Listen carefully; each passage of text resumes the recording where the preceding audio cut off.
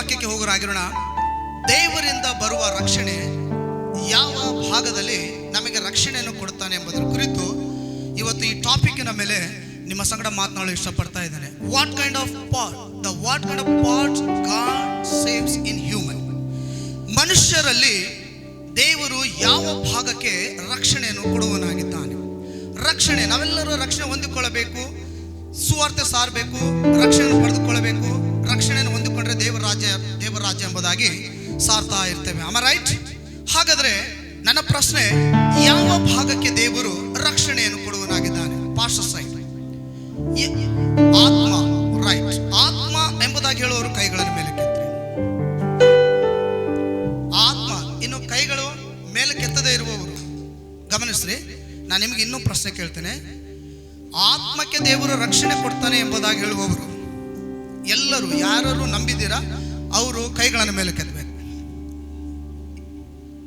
ಎಲ್ಲರೂ ಅಲ್ಲಿ ಥಾಮಸ್ ಅವ್ರ ಕೈ ಎತ್ತ ಇಲ್ಲ, ಸೆಕೆಂಡ್ ಓಕೆ, ಅವರು ಎತ್ತಿದ್ರು ಈಗ ಕೇಳಿದ ಮೇಲೆ. ಓಕೆ, ಎಲ್ಲರೂ ಆತ್ಮಕ್ಕೆ ಎಂಬುದಾಗಿ ನೀವು ಕೈಗಳನ್ನು ಮೇಲೆ ಕೆತ್ತಿದ್ದೀರ. ಏನು ಪಾಸ್ಟರ್ ನೀವು, ನಾವೆಲ್ಲ ಪಾಸ್ಟರ್ಸ್ಗಳು, ನಾವು ಥಿಯೋಲಜಿಯನ್ಸ್ಗಳು, ನಾವೆಲ್ಲ ಬ್ಯಾಕ್ಗ್ರೌಂಡ್ ಹೊಂದಿರೋರು, ನಮಗೆ ದೊಡ್ಡ ದೊಡ್ಡ ಸಭೆಗಳು ಇದ್ದಾವೆ, ಸಾವಿರಾರು ಆತ್ಮಗಳು ನಾವು ನಡೆಸ್ತಾ ಇದ್ದೀವಿ, ಎಂಥ ಪ್ರಶ್ನೆ ಕೇಳ್ತಾ ಇದ್ದೀರಾ ನೀವು? Am I right? ನಿಮ್ಮಲ್ಲಿ ಮೂಡಿದೆಯಾ? No problem. ಬಟ್ ಲೇಟ್ ನೀವು ನಮಗೆ ಬಂದು ಕೈ ಕೊಡಬಹುದು, ಇಲ್ಲ ಬಾಯ್ ಬಾಯ್ ಟಾಟಾ ಅಂತ ಹೇಳ್ಬೋದು, ಇಲ್ಲ I am sorry for your message has little bit we got some disturbance ಅಂತ ಹೇಳ್ಬೋದು. No problem, we will take the solutions. ಯಾವ ಭಾಗಕ್ಕೆ ದೇವರು ರಕ್ಷಣೆಯನ್ನು ಕೊಡುವನಾಗಿದ್ದಾನೆ ಎಂಬುದರ ಕುರಿತು ಇಲ್ಲಿ ನಾನು ಪ್ರಶ್ನೆ ಹಾಕಿದ್ದೇನೆ. ದೇವರಿಂದ ಬರುವ ರಕ್ಷಣೆ ಯಾವುದು? ಯಾವ ಭಾಗಕ್ಕೆ? ನಮ್ಮ ಶರೀರದಲ್ಲಿ ಎಷ್ಟು ಭಾಗಗಳಿದ್ದಾವೆ? ನಮ್ಮ ಶರೀರದಲ್ಲಿ ಎಷ್ಟು ಭಾಗಗಳಿದ್ದಾವೆ? 3 ಭಾಗ ಇದೆ. ಆಮೇಲೆ ಇದು ಸತ್ಯ, ನೀವು ಹೇಳ್ತಾ ಇರೋದು ಸತ್ಯ, ನಾನು ಕೂಡ ಅದು ನಂಬಿದ್ದೇನೆ. ಯಾವ್ಯಾವುದು? ಶರೀರ, ಆತ್ಮ, ಪ್ರಾಣ. ಹಾಗಾದ್ರೆ ಈ 3 ಭಾಗದಲ್ಲಿ ದೇವರು ಕೊಡುವಂತ ರಕ್ಷಣೆ ಎಲ್ಲರೂ ನೀವು ಆತ್ಮ ಅಂತ ಹೇಳಿದ್ದೀರಾ. ಎಲ್ಲಿ ಮಿಸ್ಟೇಕ್ ಆಗಿದೆ, ಎಲ್ಲಿ ತಪ್ಪಾಗಿ ನಾವು ಎಡವಾಗಿ ದೇವರ ವಾಕ್ಯವನ್ನು ಮಿಸ್ಲೀಡ್ ಮಾಡ್ತಾ ಇದೀವಿ, ಸರಿಪಡಿಸ್ಕೊಳ್ಬೇಕು. ಇವತ್ತು ದೇವರ ಆತ್ಮನ ಈ ಸ್ಥಳದಲ್ಲಿ ಮಾತನಾಡ್ತಾ ಇದ್ದಾನೆ. ಏನಂತಂದ್ರೆ, ದೇವರು ನಮ್ಮನ್ನು ರಕ್ಷಣೆ ಕೊಡುವುದಕ್ಕಾಗಿ ಕಾಯ್ತಾ ಇದ್ದಾನೆ. ಆದರೆ ಯಾವ ಭಾಗಕ್ಕೆ ಎಂಬುದರ ಕುರಿತು ನಾವು ಅರ್ಥ ಮಾಡಿಕೊಂಡರೆ ಮಾತ್ರ ದೇವರಿಗೆ ಸ್ತೋತ್ರವಾಗ್ತದೆ, ನಿಮಗೆ ಕೂಡ ಸಂತೋಷವಾಗ್ತದೆ. ನಮಗೆ ಅರ್ಥವಾಗದ ಹಾಗೆ ಯಾವ ಭಾಗ ಎಂಬುದಾಗಿ ಅರ್ಥ ಮಾಡಿಕೊಳ್ಳದ ಹಾಗೆ ರಕ್ಷಣೆ ಹೊಂದಿಕೋ, ರಕ್ಷಣೆ ಹೊಂದಿಕೋ, ರಕ್ಷಣೆ ಹೊಂದಿಕೋ, ರಕ್ಷಣೆ ಹೊಂದಿಕೋ. ಯಾವ ಭಾಗ ಎಂಬುದಾಗಿ ನಾವು ಅರ್ಥ ಮಾಡ್ಕೊಳ್ಳೋದಾಗ ರಕ್ಷಣೆ ಹೊಂದಿಕೋ. ಯಾವ ಭಾಗ ರಕ್ಷಣೆ ಹೊಂದ್ಕೊಳ್ಬೇಕು? ಕಾಲ, ಕೈಯ, ಕಣ್ಣ. ಪಾಸ್ಟರ್ ತಾಯಪ್ಪ ಅವರು ಒಡ್ಡಿನಿಂದ ಬಂದಿದ್ದಾರೆ. ಅವರ ಸಭೆಯಲ್ಲಿ ನಾವು ಸೇವಕರು ಕೂಟ ಮಾಡಿದ್ವಿ. ಸುಮಾರು ಸೇವಕರು ಬಂದಿದ್ರಲ್ಲಿ ತುಂಬ ಅದ್ಭುತವಾದ ಕೂಟಗಳನ್ನು ಮಾಡಿದರು. ನನಗೆ ತುಂಬ ಸಂತೋಷ ಸೇವಕರು ನೋಡಿ. ಅಲ್ಲಿ ಲೀಡರ್ಶಿಪ್ ಕುರಿತು ಮಾತನಾಡಿದೆ. ದರ್ಶನವುಳ್ಳ ನಾಯಕತ್ವ ಮತ್ತು ದರ್ಶನ ಇದೆ ಮಿಸ್ಲೀಡಿಂಗ್ ನಾಯಕತ್ವ ಕುರಿತು ಮಾತನಾಡಿದ ಆ ಸಭೆಯಲ್ಲಿ. ಬಟ್ ಇವತ್ತು ಈ ಸಭೆಯಲ್ಲಿ ನೀವೆಲ್ಲ ಸೇರಿ ಬಂದಿದ್ದೀರಾ. ಈ ಒಂದು ಕೂಟದಲ್ಲಿ ನಾನು ಮಾತನಾಡಲಿಕ್ಕೆ ಕಳೆದ ಭಾನುವಾರ ನಾನು ಕರ್ತನಲ್ಲಿ ಪ್ರಾರ್ಥನೆ ಮಾಡ್ತಾ ಇರುವಾಗ, ದೇವರೇ ಸೇವಕರು ಬರ್ತಾ ಇದ್ದಾರೆ, ನಿಮ್ಮ ಅಭಿಷೇಕರು ಬರ್ತಾ ಇದ್ದಾರೆ, ಅವರ ಎದುರುಗಡೆ ನಿಲ್ಲಲಿಕ್ಕೆ ಐ ಆಮ್ ನಾಟ್ ಎಲಿಜಿಬಲ್, ನಾನು ಎಲಿಜಿಬಲ್ ಅಲ್ಲ. What can I do? Just stand they. ನಾನು ನಿನ್ನ ಮೂಲಕವಾಗಿ ಮಾತನಾಡಲಿಕ್ಕೆ ಇಷ್ಟಪಡ್ತೇನೆ, ಸುಮ್ಮನೆ ನಿಂತುಕೋ ಎಂಬುದಾಗಿ ಹೇಳಿದೆ. ಅವಾಗ ಕರ್ತನೆ ಅಲ್ಲಿ ಮಾತನಾಡೋದಾದ್ರೂ ಏನು ಎಂಬುದಾಗಿ ನಾನು ಜಸ್ಟ್ ಹಾಗೆ ಕ್ವಶನ್ಸ್ ಆಗ್ತಾ ಇರುವಾಗ ಈ ಒಂದು ಟಾಪಿಕ್ ಅನ್ನು ಕುರಿತು ಮಾತನಾಡಿ ಎಂಬುದಾಗಿ ದೇವರ ಆತ್ಮನ ಪ್ರೇರಣೆ ಕೊಟ್ಟನು. ಪ್ರೇರಣೆ. ಸೊ ಕೆಲವರು ಎಕ್ಸ್ಪೀರಿಯನ್ಸ್ ಪರ್ಸನ್ಸ್, ಎಕ್ಸ್ಪೀರಿಯನ್ಸ್ ಸೇವೆಯಲ್ಲಿ ಇದ್ದೀರಾ, ಸಭೆ ನಡೆಸ್ತಿರುವಂಥ ಸೇವಕರು ಇದ್ದೀರಾ, ಎಲ್ಲರೂ ಆತ್ಮ ಅಂತಾನೆ ಕೈ ಎತ್ಬಿಟ್ರೆ ಏನ್ ಪಾಸ್ಟ್ರೆ ನೀವೇನ್ರಿ ಎಂತ ಪ್ರಶ್ನೆ ಕೇಳ್ಬಿಟ್ಟು ಇವತ್ತು ಸಂದೇಶಕ್ಕೆ ಹೋಗ್ತಾ ಇದ್ದೀರಾ ಅಥವಾ ಟಾಪಿಕ್ ಹೋಗ್ತಾ ಇದ್ದೀರಾ? ಪ್ರಿಯರೇ, ಶರೀರ, ಓ ಮೈ ಗುಡ್ನೆಸ್.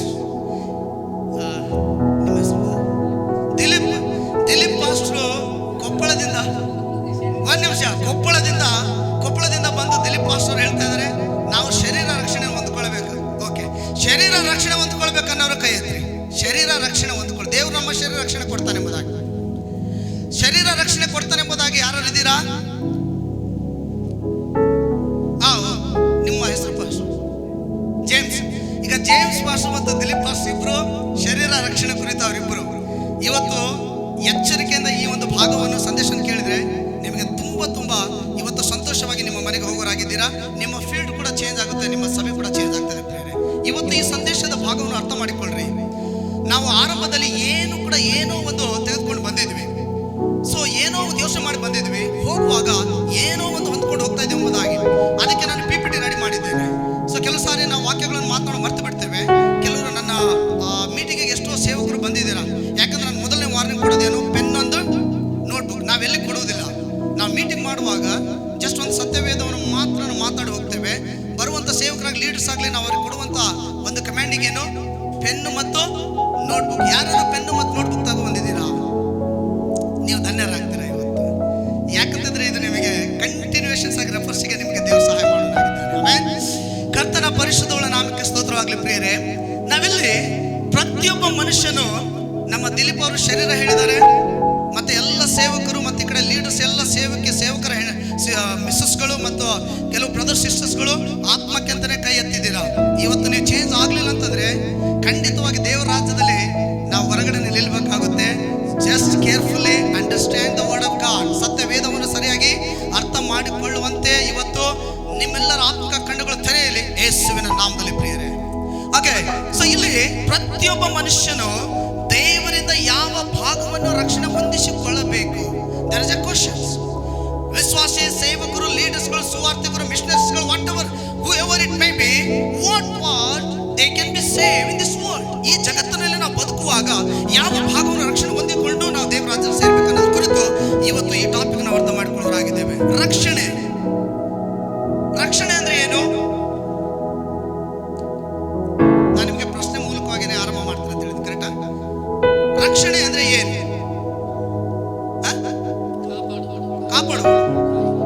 ಕಾಪಾಡಲ್ಪಡುವುದು. ಆಮೇಲೆ ಸೊ ತಪ್ಪಿಸಿಕೊಳ್ಳುವುದು. ಕರೆಕ್ಟಾ? ಹಾಗಾದ್ರೆ ಸತ್ಯವೇದದಲ್ಲಿ ಯಾವ ಒಂದು ರಕ್ಷಣೆ ಕುರಿತು ಮಾತನಾಡ್ತಾ ಇದೆ? ಆತ್ಮರಕ್ಷಣೆನೇ ನಾವು ಮಾತಾಡ್ತಾ ಇದ್ದೀವಿ ಈಗಿನ ತನಕ, ಈ ದಿನ ತನಕ, ಈ ಸಮಯ ತನಕ. ನೆಕ್ಸ್ಟ್ ನಿಮಗೆ ಚೇಂಜ್ ಆಗುತ್ತೆ ಅದು ಯಾವ ರಕ್ಷಣೆ ಅಂತ. ಓಕೆ, ರಕ್ಷಣೆ ಅಂದ್ರೆ ಕಾಪಾಡಿಕೊಳ್ಳುವುದು ಅಥವಾ ರಕ್ಷಿಸಿಕೊಳ್ಳುವುದು ಅಥವಾ ನಮ್ಮನ್ನು ನಾವು ಬಚಾವ್ ಮಾಡಿಕೊಳ್ಳುವುದು, ಇದು ರಕ್ಷಣೆ ಆಗಿರ್ತದೆ. ಓಕೆ, ಸೊ ಯಾವುದರಿಂದ ನಾವು ರಕ್ಷಣೆ ಹೊಂದಿಕೊಳ್ಳಬೇಕಾಗಿದೆ? ಪಾಪದಿಂದ ರಕ್ಷಣೆ ಹೊಂದಿಕೊಳ್ಳುವುದು, ನರಕದಿಂದ ರಕ್ಷಣೆ ಹೊಂದಿಕೊಳ್ಳುವುದು, ಸೈತಾನನ ಹತೋಟಿಯಿಂದ ರಕ್ಷಣೆ ಹೊಂದಿಕೊಳ್ಳುವುದಕ್ಕೆ ರಕ್ಷಣೆ ಎಂಬುದಾಗಿ ಕರೆಯುತ್ತಾರೆ ಪ್ರಿಯರೇ. ಇಲ್ಲಿ ಆತ್ಮ, ಪ್ರಾಣ, ಶರೀರ ಇವುಗಳಲ್ಲಿ ಯಾವುದಕ್ಕೆ ರಕ್ಷಣೆ ಕೊಡಿಸಬೇಕು, ಯಾವುದಕ್ಕಾಗಿ ನಾವು ಪ್ರಯಾಸ ಪಡಬೇಕು? ಕೆಲವರು ಮಾತನಾಡುವ ಪ್ರಕಾರವಾಗಿ ಆತ್ಮವನ್ನು ರಕ್ಷಿಸಬೇಕು ಅಂತ ಹೇಳ್ತಾರೆ. ನಮ್ಮ ಸೇವಕರು ಹೇಳಿದ್ರು ಎಲ್ಲ ಆತ್ಮಗಳನ್ನೇ ರಕ್ಷಿಸಿಕೊಳ್ಳಬೇಕೆಂಬುದಾಗಿ. ಆತ್ಮವನ್ನು ರಕ್ಷಿಸಬೇಕಾ, ಪ್ರಾಣವನ್ನು ರಕ್ಷಿಸಬೇಕಾ, ಅಥವಾ ಶರೀರವನ್ನು ರಕ್ಷಿಸಬೇಕಾ? ಈಗ ಈ ಮೂರು ಭಾಗಗಳಲ್ಲಿ ದೈವ ಜನಾಂಗಗಳಾಗಿರ್ತಕ್ಕಂಥ ನಾವು, ದೈವ ವಿಶ್ವಾಸಗಳಾಗಿರ್ತಕ್ಕಂಥ ನಾವು ಯಾವ ಭಾಗವನ್ನು ನಾವು ರಕ್ಷಿಸಿಕೊಳ್ಳಬೇಕು, ಅದಕ್ಕೆ ಯಾವುದಕ್ಕಾಗಿ ಪ್ರಯಾಸ ಪಡಬೇಕು ಮತ್ತು ಹೇಗೆ ನಂಬಿಕೆ ಇಟ್ಟು ಜೀವಿಸಬೇಕು ಅನ್ನೋದು ಕುರಿತು ನಾವಿವತ್ತು ಅರ್ಥ ಮಾಡಿಕೊಳ್ಳೋಣ ಪ್ರಿಯರೇ.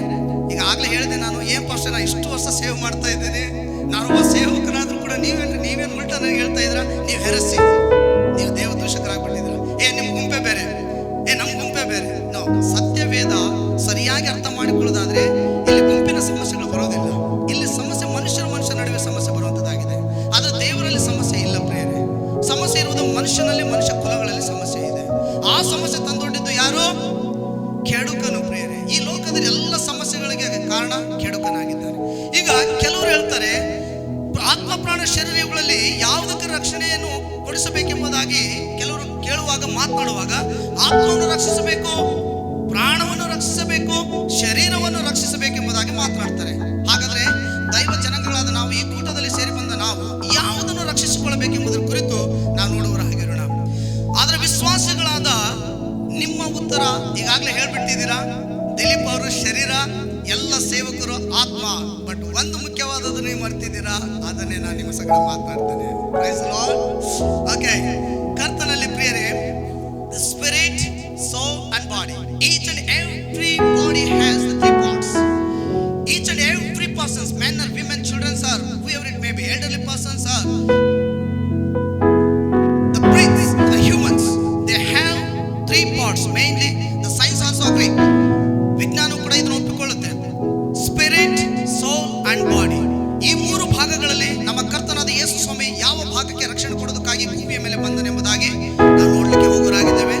ದೇವರು ಕೊಟ್ಟ ಆತ್ಮ ದೇವರ ಉಸಿರಾಗಿದೆ ಪ್ರಿಯರೇ. ನಮ್ಮೆಲ್ಲರಲ್ಲಿ ಆತ್ಮ ಇದೆ. ಆ ಆತ್ಮ ನಮಗೆ ಒಂದು ವರವಾಗಿ ಕೊಟ್ಟ, ಒಂದು ಜೀವವಾಗಿ ಕೊಟ್ಟ ಒಂದು ವರವಾಗಿದೆ. ಕರ್ತನು ನಮಗೆ ವರವಾಗಿ ಕೊಟ್ಟಿರ್ತಕ್ಕಂಥ ಒಂದು ಭಾಗ. ಈ ಒಂದು ಆತ್ಮ ದೇವರೇ ಕೊಟ್ಟಿರುವುದರಿಂದ ಆ ಆತ್ಮವು ದೇವರ ಬಳಿಗೆ ಸೇರುತ್ತದೆ ಎಂಬುದಾಗಿ ಎಷ್ಟು ಜನ ನಂಬ್ತಾ ಇದ್ದೀರಾ? ನಾವು ಕೀಪ್ ದ ಪಾಯಿಂಟ್ಸ್. ದೇವರು ಕೊಟ್ಟ ಆತ್ಮ ದೇವರ ಬಳಿಗೆ ಸೇರುವಂತದ್ದಾಗಿದೆ ಎಂಬುದಾಗಿ ನೀವೆಲ್ಲ ನಂಬ್ತಾ ಇದ್ದೀರಾ? ಎಲ್ಲಿ ರೆಕಾರ್ಡ್ಸ್ ಆಗಿದೆ? ಸತ್ಯವೇದದಲ್ಲಿ, ಪ್ರಸಂಗಿ ಪುಸ್ತಕದಲ್ಲಿ. ಇವರಿಂದ ಪಾಯಿಂಟ್ಸ್. ನೀವೆಲ್ಲರೂ ಈಗ ಪಾಯಿಂಟ್ಸ್ ಬರ್ತಾ ಇದ್ದೀರಾ. ದೇವರು ಕೊಟ್ಟಿರ್ತಕ್ಕಂಥ ಆತ್ಮ ದೇವರ ಬಳಿಯಲ್ಲಿ ಹೋಗುತ್ತದೆ. ಹಾಗಾದ್ರೆ ಆತ್ಮದಲ್ಲಿ ಎಷ್ಟು ಭಾಗ ಇದಾವೆ? ಎರಡು ವಿಧವಾದ ಆತ್ಮಗಳಿರ್ತದೆ. ಒಂದು ದೇವರಿಂದ ಪ್ರೇರಿತವಾಗಿ ದೇವರಿಂದ ಬಂದಿರುವಂತಹ ಆತ್ಮ, ಇನ್ನೊಂದು ದುಷ್ಪ್ರೇರಣೆಯಿಂದ ಒಳಗಾಗಿ ದುಷ್ಪ್ರೇರಣೆಯನ್ನು ಹೊಂದಿಕೊಂಡಿರ್ತಕ್ಕಂಥ ಆತ್ಮ ಇನ್ನೊಂದಿರ್ತದೆ. ಹಾಗಿರುವುದರಿಂದ ಇವತ್ತು ನಾವು ಯಾವ ಆತ್ಮ ಹೇಗೆ ದೇವರ ಬಳಿಗೆ ಹೋಗ್ತದೆ, ಯಾವ ಆತ್ಮ ಹೇಗೆ ನರಕಕ್ಕೆ ಹೋಗ್ತದೆ ಮತ್ತು ನಮ್ಮ ಭಾಗ ಯಾವ ರೀತಿಯಾಗಿ ದೇವರ ಬಳಿಗೆ ಹೋಗ್ತದೆ ಎಂಬುದು ಕುರಿತು ಈ ಒಂದು ಸಂದೇಶದ ಮೂಲಕವಾಗಿ ನಾವು ತಿಳ್ಕೊಳ್ಳಿಕ್ಕೆ ಹೋಗ್ತಾ ಇದ್ದೇವೆ. ನಮ್ಮ ಉಸಿರು ನಮ್ಮ ಪ್ರಾಣವಾಗಿದೆ. ನಮ್ಮ ಉಸಿರು ನಮ್ಮ ಪ್ರಾಣವಾಗಿದೆ. ದೇವರ ಉಸಿರು ಎಂದಿಗೂ ನಿಲ್ಲುವುದಿಲ್ಲ. ದೇವರ ಉಸಿರು ನಿಲ್ಲುತ್ತದಾ? ನಮ್ಮ ಉಸಿರು ನಿಲ್ತದಲ್ವಾ? ಮನುಷ್ಯನ ಉಸಿರು ನಿಲ್ತದೆ ಪ್ರಿಯರೇ. ಮನುಷ್ಯನ ಉಸಿರು ನಿಲ್ಲುವುದರಿಂದ ನಾವು ಈ ಲೋಕವನ್ನು ತ್ಯಜಿಸುವರಾಗಿದ್ದೇವೆ. ಆದರೆ ದೇವರ ಉಸಿರು ಎಂದಿಗೂ ನಿಲ್ಲುವುದಿಲ್ಲ. ಅದು ಶಾಶ್ವತವಾಗಿರುವಂತಹ ಉಸಿರಾಗಿರ್ತದೆ. ಮನುಷ್ಯನಲ್ಲಿ ಕೊಟ್ಟ ಉಸಿರು ಮಾತ್ರ ನಿಲ್ಲುವಂತದ್ದಾಗಿದೆ ಪ್ರಿಯರೇ. ಆ ಉಸಿರೇ ಪ್ರಾಣವಾಗಿ ಮಾರ್ಪಣೆ ಆಗ್ತಾ ಇದೆ. ಓಕೆ, ದೇವರು ಕೊಟ್ಟ ಆತ್ಮ ಪುನಃ ದೇವರ ಬಳಿಗೆ ಸೇರ್ತದೆ. ಮನುಷ್ಯನ ಪ್ರಾಣ ನ್ಯಾಯ ತೀರ್ಪಿಗೆ ಹೋಗುವಂತದ್ದಾಗಿದೆ. ಮನುಷ್ಯನ ಪ್ರಾಣ ನ್ಯಾಯ ತೀರ್ಪಿಗೆ ಹೋಗುವಂತದ್ದಾಗಿದೆ. ಕರ್ತನಲ್ಲಿ ಪ್ರಿಯರೇ, ಶರೀರ ಅಂದ್ರೆ ಏನು? ಶರೀರ ಎಂಬುದಾಗಿ ಹೇಳುವುದಾದ್ರೆ ಇದು ನೆಲದ ಮಣ್ಣಿನಿಂದ ತೆಗೆದು ರಚಿಸಲ್ಪಟ್ಟ ಒಂದು ಭಾಗವಾಗಿದೆ. ಯಾರಾದರೂ Genesis chapter 2:7, ಆದಿಕಾಂಡ 2ನೇ ಅಧ್ಯಾಯ 7ನೇ ವಚನ. ಇದು ಈ ಶರೀರ ಎಂಬುದಾಗಿ ಹೇಳುವುದಾದ್ರೆ ಹೀಬ್ರಿಯ ಭಾಷೆಯಲ್ಲಿ ಇದನ್ನು ಕೆಫಿಯಾ ಎಂಬುದಾಗಿ ಕರೆಯುತ್ತಾರೆ. ಸೊ ನೆಕ್ಸ್ಟ್ ಇದು ಬರುತ್ತೆ. ಶರೀರ ನೆಲದ ಮಣ್ಣಿನಿಂದ ತೆಗೆದು ರಚಿಸಲ್ಪಟ್ಟ ಕಾರಣವಾಗಿ ಇದು ಪುನಃ ಮಣ್ಣಿಗೆ ಸೇರುತ್ತದೆ. ಆದಿಕಾಂಡ 3ನೇ ಅಧ್ಯಾಯ 19ನೇ ವಚನ ಗಮನಿಸಿದ್ರೆ, ನಾನು ಹೇಳುವಂತ ವಚನ ಬೇಗ ತೆಗೆಯುವುದಾದ್ರೆ ಮುಂದಿನ ಭಾಗಕ್ಕೆ ನಾನು ಹೋಗೋನಾಗಿದ್ದೇನೆ. ಆದಿಕಾಂಡ 2ನೇ ಅಧ್ಯಾಯ 7ನೇ ವಚನ. ಯೆಹೋವ ದೇವರು ನೆಲದ ಮಣ್ಣಿನಿಂದ ಮನುಷ್ಯನನ್ನು ರೂಪಿಸಿ ಅವನ ಮೂಗಿನಲ್ಲಿ ಜೀವ ಶ್ವಾಸವನ್ನು ಊದಿದನು. ಅವನು ಜೀವಿಸುವ ವ್ಯಕ್ತಿಯಾದನು. Praise the Lord. ತದನಂತರವಾಗಿ ಆ ಶರೀರವು ಎಲ್ಲಿಗೆ ಸೇರ್ತದೆ ಎಂಬುದಾಗಿ ದೇವರ ವಾಕ್ಯ ಮಾತನಾಡ್ತಾ ಇದೆ. ಆದಿಕಾಂಡ 3ನೇ ಅಧ್ಯಾಯ 19ನೇ ವಚನ ಗಮನಿಸಿ. Genesis chapter 3:19. ಆದಿಕಾಂಡ 3ನೇ ಅಧ್ಯಾಯ 19. ನೀನು ಪುನಃ ಎಲ್ಲಿಗೆ ಸೇರಬೇಕು? ಮಣ್ಣಿಗೆ ಸೇರುವ ತನಕ. ಓಕೆ, ನಮ್ಮ ಶರೀರವು ಪುನಃ ಎಲ್ಲಿಗೆ ಸೇರ್ತದೆ? ಮಣ್ಣಿಗೆ ಸೇರ್ತದೆ. ಕೀರ್ತನೆ 103:14 ಗಮನಿಸಿ. Psalms 103:14. Psalms 103:14. ಕೀರ್ತನೆ 103:14. ಆತನು ನಮ್ಮ ಪ್ರಕೃತಿಯನ್ನು ಬಲ್ಲನು. ಆತನು ನಮ್ಮ ಪ್ರಕೃತಿಯನ್ನು ಬಲ್ಲನು. ನಾವು ಧೂಳಿಯಾಗಿದ್ದೇವೆ. ನಾವು ಧೂಳಿ. ಹಲ್ಲೆಲೂಯಾ. ನಾವು ಧೂಳಾಗಿದ್ದೇವೆ. Who knows? God knows. ದೇವರು ನಮಗೆ ಧೂಳಿ ಆಗಿದ್ದಾನೆ ಎಂಬುದಾಗಿ ಆತನು ತಿಳಿದುಕೊಂಡಿದ್ದಾನೆ. ನಾವೆಲ್ಲರೂ ಧೂಳು ಅನ್ನೋದಕ್ಕೆ ಎಷ್ಟು ಜನ ನಂಬ್ತೀರಾ? ನಾವು ಮಣ್ಣಿನಿಂದ ಬಂದಿದ್ದು ಅನ್ನೋದಕ್ಕೆ ಎಷ್ಟು ಜನ? ಪುನಃ ನಾವು ಮಣ್ಣಿಗೆ ಸೇರ್ತೇವೆ ಎಂಬುದಕ್ಕೆ ಎಷ್ಟು ಜನ ನಂಬ್ತೀರಾ? ಹಾಗಾದ್ರೆ ಬ್ರದರ್ ದಿಲೀಪ್, ದೇವರ ವಾಕ್ಯ ಹೇಳ್ತಾ ಇದೆ, ನಿನ್ನ ಶರೀರವು ಮಣ್ಣಿನಿಂದ ಬಂದ ಕಾರಣ ಅದು ಪುನಃ ಮಣ್ಣಿಗೆ ಹೋಗ್ಬಿಡ್ತದೆ. ಹಾಗಾದ್ರೆ ಈ ಶರೀರ ದೇವರ ಹತ್ರ ಹೋಗ್ಲಿಕ್ಕೆ ಸಾಧ್ಯತೆ ಇದೆಯಾ? Any chances? So wrong or right? ನಾವು ಯು ಅಗ್ರಿ. ಸೊ ನೀವು ಒಪ್ಪಿಕೊಳ್ಬೇಕು. ಸೊ ಶರೀರವು ಮಣ್ಣಿನಿಂದ ಉಂಟಾದ ಕಾರಣಕ್ಕಾಗಿ ಪುನಃ ಅದು ಮಣ್ಣಿಗೆ ಸೇರ್ತದೆ ಎಂಬುದು ನಾನು ಮಾತಾಡ್ತೇನೆ ಲೇಟರ್. ಇದು ನೆಲದ ಮಣ್ಣಿನಿಂದ ತೆಗೆದು ರಚಿಸಲ್ಪಟ್ಟ ಕಾರಣಕ್ಕಾಗಿ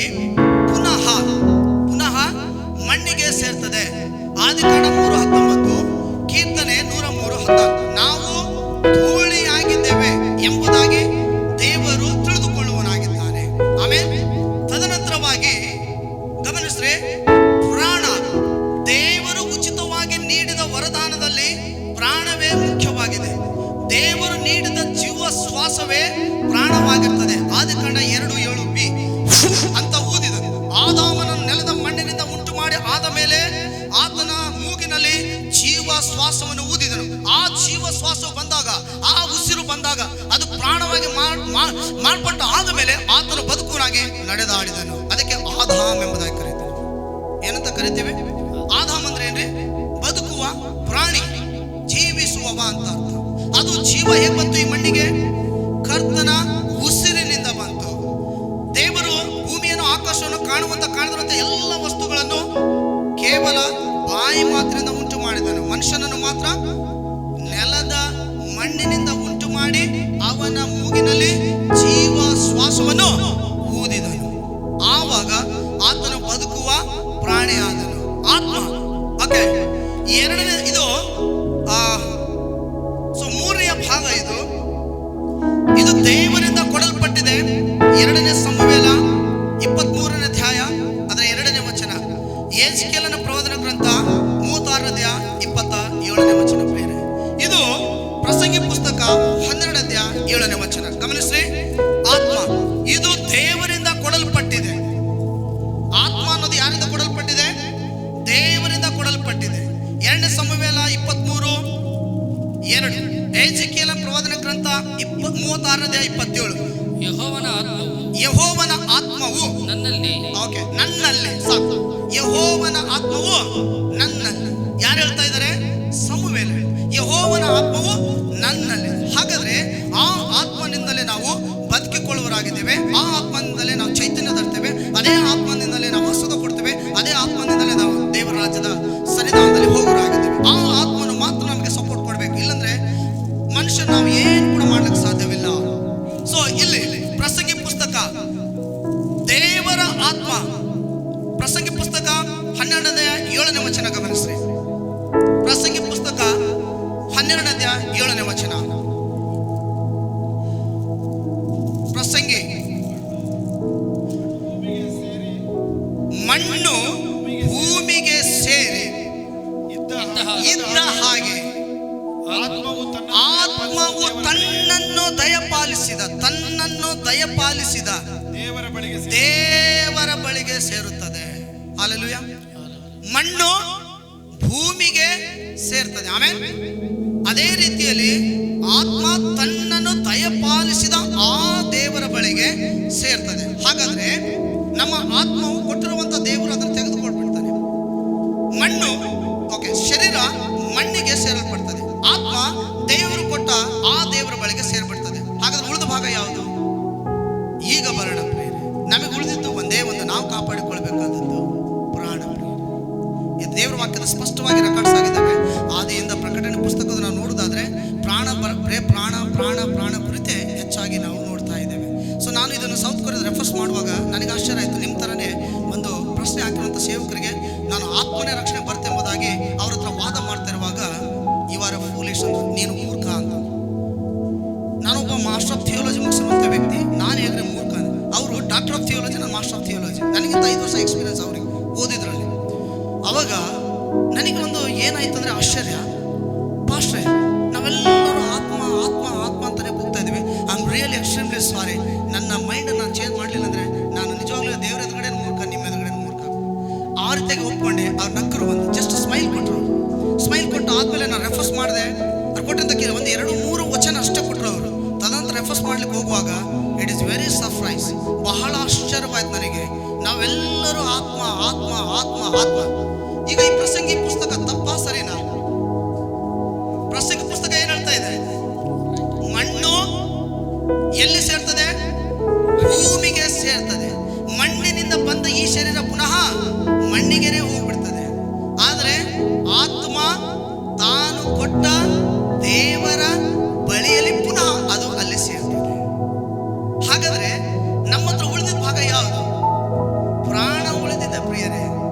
ಲೋಕವನ್ನೆಲ್ಲ ಸಂಪಾದಿಸಿ ಪ್ರಾಣ ಅಲ್ಲಿ ತೆಗಿಬೇಕು. ಹಾಡನ್ನು ಕೂಡ ನಾವು ಹೇಳಿಬೇಕು. I will bring the words. ಒಬ್ಬ ಮನುಷ್ಯನು ಲೋಕವನ್ನೆಲ್ಲ ಸಂಪಾದಿಸಿಕೊಂಡು ತನ್ನ ಗಮನಿಸು, ದೇವರ ವಾಕ್ಯ ಸರಿಯಾಗಿ ಗಮನಿಸಿ. ಎದುರುಗಡೆ ಕೂತಿದ್ಯಾ? ಒಬ್ಬ ಮನುಷ್ಯನು ಲೋಕವನ್ನೆಲ್ಲ ಸಂಪಾದಿಸಿಕೊಂಡು ಅಲ್ಲಿ Dilip. I'm very angry with you. I'm extremely sorry. ಇಲ್ಲ ಲಾಸ್ಟ್ ವೀಕ್ ಅಂತ ನಾನು ಲಾಸ್ಟ್ ಬಿಡ್ತೇನೆ. ಸೊ ಇವತ್ತು ಸೇವಕರೆಲ್ಲರೂ ನಾವು ನಿಮಗೆ I will give you the time. ಯಾಕೆ ಅದಕ್ಕೇ ತೊಗೊಂಡು ಬಂದಿರೋದು ನಾನು. ಬೆಳಗಾಮಲ್ಲಿ ಕೂಡ 2-3 ತಾಸು ಹಾಗೆ ಕೂತ್ಕೊಂಡಿದ್ದೀವಿ ನಾವು. ಯೋಹಾನ ಬರೆದ ಸುವಾರ್ತೆ 8:44 ವಚನಕ್ಕೆ. ಓಕೆ, ಸೊ ಇಲ್ಲಿ ಏನು ಹೇಳ್ತಾ ಇದೆ? ಪ್ರಸಂಗಿ ಪುಸ್ತಕ ಏನು ಹೇಳ್ತಾ ಇದ್ದಾರೆ? ಮಣ್ಣು ಭೂಮಿಗೆ ಹೇಗೆ ಸೇರಲ್ಪಟ್ಟಿದೆಯೋ ಹಾಗೆ ಆತ್ಮವು ತಾನು ದಯಪಾಲಿಸಿದ ದೇವರ ಬಳಿಗೆ ಸೇರ್ತದೆ. ಓಕೆ, ಇಲ್ಲಿ spirit, soul and body. God gave and it takes back. Okay, body it goes to mud, remaining part is a soul. ಪ್ರಾಣ ಮಾತ್ರ ಉಳಿತದೆ ಪ್ರಿಯರೇ. ಈಗ ನಮ್ಮೆಲ್ಲರ ಒಂದು ಫೈಟಿಂಗ್ಸ್ ಇದೆ. ದೇವರಿಂದ ಬರುವ ರಕ್ಷಣೆ ಯಾವುದು? ಪ್ರತಿಯೊಬ್ಬ ಮನುಷ್ಯನು ದೇವರಿಂದ ಯಾವ ಭಾಗವನ್ನು ರಕ್ಷಣೆ ಹೊಂದಿಸಿಕೊಳ್ಳಬೇಕೆಂಬುದಾಗಿ ಸತ್ಯವೇದ ಮಾತನಾಡ್ತಾ ಇದೆ. ಯಾವ ಭಾಗವನ್ನು ಪ್ರತಿಯೊಬ್ಬ ಮನುಷ್ಯರು, ಪ್ರತಿಯೊಬ್ಬ ವಿಶ್ವಾಸಗಳು, ದೈವ ಸೇವಕರು, ದೈವ ಜನಾಂಗಗಳು ಯಾವ ಭಾಗವನ್ನು ರಕ್ಷಣೆ ಹೊಂದಿಸಿಕೊಳ್ಳಬೇಕು? ರಕ್ಷಣೆ ಆತ್ಮನೋ, ಪ್ರಾಣನೋ, ಶರೀರನೋ, ಇವುಗಳಲ್ಲಿ ಯಾವುದಕ್ಕೆ ರಕ್ಷಣೆಯನ್ನು ಕೊಡಿಸಬೇಕು? ಕೆಲವರು ಮಾತನಾಡುವ ಪ್ರಕಾರವಾಗಿ ಆತ್ಮವನ್ನು ರಕ್ಷಿಸಬೇಕು, ಇನ್ನು ಕೆಲವರು ಪ್ರಾಣವನ್ನು ರಕ್ಷಿಸಬೇಕು, ಕೆಲವರು ಶರೀರವನ್ನು ರಕ್ಷಿಸಬೇಕು. ಇವತ್ತು ನಾವು ಕ್ಲಿಯರಿಫಿಕೇಶನ್ಸ್ ಮಾಡ್ಕೊಂಡು ಹೋಗೋಣ. ವಿಶ್ವಾಸಗಳಾದ ನಮ್ಮ ಉತ್ತರಗಳ ಬಗ್ಗೆ ನಾವು ನೋಡೋರಾಗಿರೋಣ ಪ್ರೇರೆ. ಇದು ಬಾಡಿ ಇದೆ, ಇಲ್ಲಿ ಸೋಲ್ ಇದೆ, ಇಲ್ಲಿ ಸ್ಪಿರಿಟ್ ಇದೆ ಪ್ರೇರೆ. Spirit it backs goes to the God, body it goes to the mud, but soul remain part. ನಮ್ಮ ಎಲ್ಲರಲ್ಲಿ ಉಳಿಯುವಂತಹ ಒಂದೇ ಒಂದು ಭಾಗ ಪ್ರಾಣವಾಗಿರ್ತದೆ. ನಮ್ಮೆಲ್ಲರ ಒಂದು ಫೈಟಿಂಗ್ಸ್, ಪ್ರಯಾಸ, ಈ ಪ್ರಾಣಗಳನ್ನು ಕಾಪಾಡೋದ್ರ ಕುರಿತು ನಾವು ಯೋಚಿಸಬೇಕಾಗಿದೆ ಪ್ರಿಯರೇ. ಸೊ ಆತ್ಮನ ಸಹಾಯ ಕೂಡ ನಮ್ಮಲ್ಲಿ ಇರುತ್ತೆ. So what god granted for salvation. ಶರೀರ ಇದು ನೆಲದ ಮಣ್ಣಿನಿಂದ ತೆಗೆದು ರಚಿಸಲ್ಪಟ್ಟಿದೆ, ಇದು ಪುನಃ ಮಣ್ಣಿಗೆ ಸೇರ್ತದೆ. ಆಗಲೇ ನಾವು ನೋಡಿದ್ವಿ. ಆತ್ಮ ಇದು ದೇವರಿಂದ ಕೊಡಲ್ಪಟ್ಟಿದೆ, ಪುನಃ ಇದು ದೇವರ ಬಳಿಗೆ ಸೇರ್ತದೆ. ಎಜ್ಕೇಲ್ 36:27, 2 ಸಮುವೇಲ 23:2, ಪ್ರಸಂಗಿ 12:7. ಸೋಲ್, ಪ್ರಾಣ, ದೇವರು ಉಚಿತವಾಗಿ ನೀಡಿದ ವರದಾನದಲ್ಲಿ ಪ್ರಾಣವೇ ಮುಖ್ಯವಾಗಿದೆ. ಕೀರ್ತನೆ 121:7 ಗಮನಿಸಿ. ಕೀರ್ತನೆ 121:7 ಯಾರಾದರೂ ಹೋದ್ರೆ, Psalms 121:7. God protects our soul as King David says. ಯೆಹೋವನು ನನ್ನನ್ನು ಎಲ್ಲ ಕೇಡಿನಿಂದ ತಪ್ಪಿಸುವನು. ಯಾರ ಪ್ರಾಣವನ್ನು? ನನ್ನ ಪ್ರಾಣವನ್ನು ಕಾಯುವನು. Amen. God protects our soul as King David says. ಅರಸನಾದ ದಾವೀದನು ಹೇಳುವ ಹಾಗೆ ಕೀರ್ತನೆ 121:7 ದೇವರು ನನ್ನ ಪ್ರಾಣವನ್ನು ಕಾಯುವನು.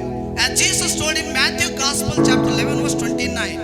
ಮತ್ತಾಯನ ಸುವಾರ್ತೆ 11:29 ನಾವು ನೋಡೋರಾಗಿರೋಣ. ಮತ್ತಾಯನ ಬರೆದ ಸುವಾರ್ತೆ, ನಾನು ಸಾತ್ವಿಕನು, ದೀನ ಮನಸ್ಸುಳ್ಳವನು ಆಗಿರುವುದರಿಂದ ನನ್ನ ನೊಗವನ್ನು ನಿಮ್ಮ ಮೇಲೆ ತೆಗೆದುಕೊಂಡು ನನ್ನಲ್ಲೂ ಕಲಿತುಕೊಳ್ಳಿರಿ, ಆಗ ನಿಮ್ಮ ಆತ್ಮಗಳಿಗೆ ಅಂತ ಇದೆ. ಹಲ್ಲೆಲೂಯ, ನಿಮ್ಮ ಆತ್ಮ ಅಂತ ಇದೆ. ಬಟ್ ಇಂಗ್ಲಿಷ್ ನಲ್ಲಿ ನಾವು KJV ಮತ್ತು NIV ಟ್ರಾನ್ಸ್ಲೇಟ್ ಮಾಡುವಾಗ the Kannada wrong translated written spirit, but it is a soul. KJV ಮತ್ತು NIV ಪುಸ್ತಕಗಳನ್ನು ನಾವು ಓದುವಾಗ ಅಥವಾ ನೋಡುವಾಗ ನಮಗೆ ಸಿಗುವಂಥದ್ದು ಸೋಲ್ ಸಿಗುತ್ತದೆ, ಆತ್ಮ ಅಲ್ಲ. ಕನ್ನಡದಲ್ಲಿ ಗಮನಿಸಿ, ಅದಕ್ಕೂ ಕೂಡ ನಾನು ರೆಕಾರ್ಡ್ಸ್ ಮಾಡಿದ್ದೇನೆ. ಇನ್ Kannada there is a wrong translated written spirit. No, it's not a spirit. KJV or NIV ನೋಡುವಾಗ it written as a soul. ಪ್ರಾಣದ ಕುರಿತು ಅಲ್ಲಿ ಬರೆಯಲ್ಪಟ್ಟಿದೆ, ಬಟ್ ಕನ್ನಡದಲ್ಲಿ ಆತ್ಮದ ಕುರಿತು ಬರೆಯಲ್ಪಟ್ಟಿದೆ. ನಮಗೆ ಬಹುಮುಖ್ಯವಾಗಿ KJV ಮತ್ತು NIV ಅನ್ನು ರೆಫರ್ಸ್ ಮಾಡೋರಾಗಿದ್ದೇನೋ ಆ ಒಂದು ಟ್ರಾನ್ಸ್ಲೇಷನ್ ಕೂಡ ನೀವು ಯೋಚಿಸಿಕೊಳ್ಳ್ರಿ. God spoke in Ezekiel chapter 3:18-19. If we want the wicked and the turn not from his wickedness. ಎಜ್ಕೇಲ 3ನೇ ಗಮನಿಸಿ 18-19 ವಚನ ಯಾರಾದರೂ ಹೋದ್ರೆ, ನಾನು ದುಷ್ಟನಿಗೆ ಸತ್ತೇ ಸಾಯುವಿ ಎಂದು ನುಡಿಯುವಾಗ ನೀನು ಅವನನ್ನು ಎಚ್ಚರಿಸದೆಯೋ ಅವನು ತನ್ನ ದುರ್ಮಾರ್ಗವನ್ನು ಬಿಟ್ಟು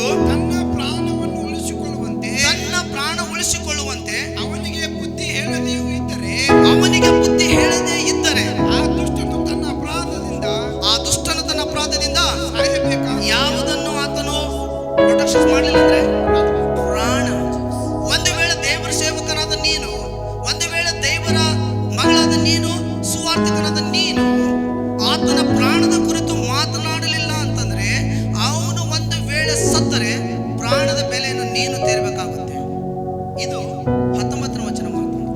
ಮತ್ತೆ ಕಂಟಿನ್ಯೂ ಗಮನಿಸಿ. ನೀನು ದುಷ್ಟರನ್ನು ಎಚ್ಚರಿಸಿದರು, ನೀನು ದುಷ್ಟನನ್ನು ಎಚ್ಚರಿಸಿದರು, ತನ್ನ ದುಷ್ಟತ್ವವನ್ನು ತನ್ನ ದುರ್ಮಾರ್ಗವನ್ನು ಬಿಡದೆ ಹೋದರೆ ತನ್ನ ಅಪರಾಧದಿಂದ ಸಾಯುವನು. ನೀನು ನಿನ್ನ ಪ್ರಾಣವನ್ನು ಉಳಿಸಿಕೊಂಡಿರುವಿ. ಯಾರ ಪ್ರಾಣ ಉಳಿಸಿಕೊಂಡಿರುವಿ?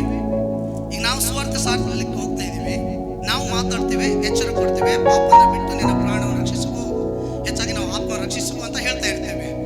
ಆದ್ರೆ ಆ ದುಷ್ಟ ವ್ಯಕ್ತಿಯು ನಿನ್ನ ಮಾತುಗಳನ್ನು ತಾತ್ಸರ ಮಾಡಿ ನಿನ್ನ ಮಾತುಗಳನ್ನು ಕೇಳದೇ ಇದ್ದಾಗ ಯಾರಿಗೆ ನಷ್ಟ ಆಗ್ತದೆ?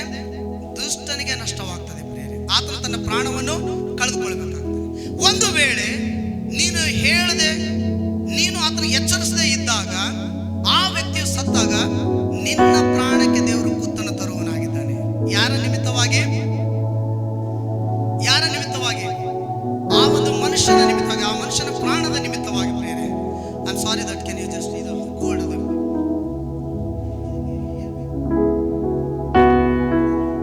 ವಚನ ಮತ್ತೊಂದು ಸಾರಿ ಹೋದ್ರೆ ಯೆಹೆಜ್ಕೇಲನ ಪ್ರವಾದನ ಗ್ರಂಥ 3:18-19 ವಚನ.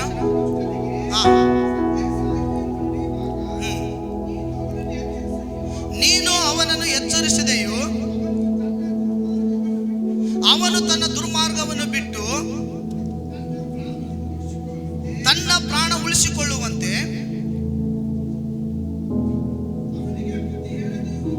ಅವನಿಗೆ ಬುದ್ಧಿ ಹೇಳದೆಯೂ ಇದ್ದರೆ ಅಂತ ಹೇಳ್ತಾರೆ. ನಾವು ಒಂದು ವೇಳೆ ಸುವಾರ್ತೆಯನ್ನು ಸಾರದೆ ಇದ್ದರೆ, ಒಂದು ವೇಳೆ ಆ ಮನುಷ್ಯನಿಗೆ ಎಚ್ಚರ ಪಡಿಸದೇ ಇದ್ದರೆ, ನೀನು ಪಾಪ ಮಾಡ್ತಾ ಇದ್ದೆ, ಪಾಪ ವಿಮೋಚನೆ ಆಗು ಎಂಬುದಾಗಿ ನಾವು ಹೇಳದೇ ಇದ್ದರೆ ಆ ವ್ಯಕ್ತಿಯ ಪ್ರಾಣ ನಿಮಿತ್ತವಾಗಿ ನಮ್ಮ ಪ್ರಾಣ ಕುತ್ತಿಕೊಳ್ತದೆ. ಒಂದು ವೇಳೆ ನಾವು ಅವರಿಗೆ ಎಚ್ಚರಿಸಿ ಅವನು ರಕ್ಷಣೆಯಲ್ಲಿ ಬಂದರೆ ಆ ಪ್ರಾಣ ನಿಮಿತ್ತವಾಗಿ ಅವನು ರಕ್ಷಣೆ ಬರ್ತಾನೆ, ನಮ್ಮ ಪ್ರಾಣ ಕೂಡ ದೇವರ ಸನ್ನಿಧಾನದಲ್ಲಿ ಕಿರೀಟಕ್ಕೆ ಹೋಗುತ್ತೆ, ಬಹುಮಾನ ಹೋಗುತ್ತೆ. ಅರ್ಥ ಆಗ್ತಾ ಇದೆಲ್ಲ? ಎಸ್. ಆ ಯೆಹೆಜ್ಕೇಲನ ಪ್ರವಾದನ ಗ್ರಂಥ ಆ ರೀತಿಯಾಗಿ ಸ್ಪಷ್ಟವಾಗಿ ಮಾತನಾಡ್ತಾ ಇದೆ. ಸೊ ನೇಚರ್ಸ್ ಆಫ್ ಸೋಲ್ ಕುರಿತು ನಾವು ನೋಡ್ಲಿಕ್ಕೆ ಹೋಗ್ತಾ ಇದೀವಿ ಈಗ. ಬಟ್ ಅದು ಪ್ರಾಜೆಕ್ಟ್